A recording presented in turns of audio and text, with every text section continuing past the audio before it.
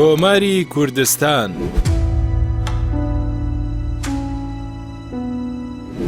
یەکەمین کۆماری کوردستانە کە لە خۆرهەڵاتی کوردستان و ناوچەی موکریان دامەزراو. تەنیا 10 مانگ و 25 ڕۆژی خایاند. ڕۆژی 7ی 12/1945 لە شاری مەهاباد ئاڵای کوردستان هەڵکرا. پاشان لە 22 کانونی 1946 لە مەیدانی چوارچرای شاری مەهاباد پێشەوا قازی محەممەد پێکهێنانی کۆماری کوردستانی ڕاگەیاند. لە 11 شوباتی 1946 یەکەم کابینەی حکوومەت لە ڕێگەی ڕۆژنامەی کوردستانەوە بڵاو کرایەوە کە 14 وەزیر بوون بە سەرۆکاتی حاجی بابەشێخ. ئامانجە سەرەکیەکانی کۆماری کوردستان ئەمانە بوون: زمانی کوردی بکرێتە زمانی خوێندن و ئیدارە و ڕاگەیاندن، ئەنجومەنی پارێزگای کوردستان بە هەڵبژاردن ئەنجام بدرێت، بەرپرسەکان لە خەڵکی ناوچەکانی خۆیان هەڵبژێردرێن، ڕاگەیاندنی یەکێتی و برایەتی لەگەڵ خەڵکی ئازەربایجان، بە یاسا یەکسانی لە نێوان کرێکار و بەرپرسان ڕێک بخرێت.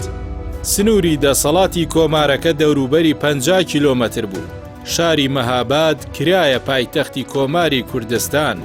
سوپای کوردستان بە یاسایی و نیزامی ڕێکخرا.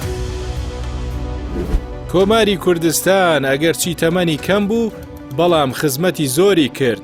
کۆمەڵێک ڕۆژنامە و گۆڤار بە زمانی کوردی دەرچوون.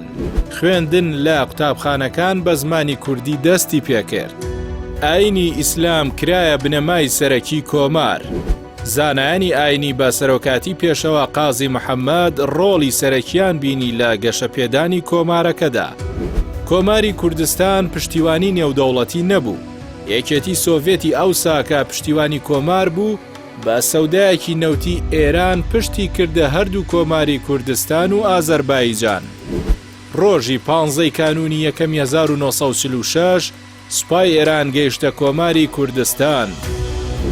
بۆ ئەوەی خوێنی دانیشتوانی کوردستان نەڕژێت، پێشەوا قازی محەممەد بڕیاریدا شاری مەهاباد جێ نەهێڵێت.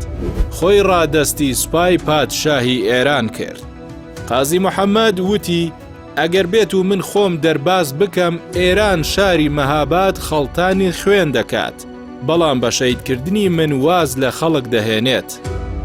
پێشەوا قازی محەممەد و سەیفی قازی ئامۆزای و سەدری قازی برای دەستگیر کران.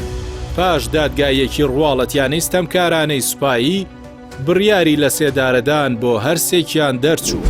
بەرەبەیانی ڕۆژی 30 ئازاری 1947 لە مەیدانی چوارچرای شاری مەهاباد پێشەوا و براکەی و ئامۆزاکەی لە سێدارە دران.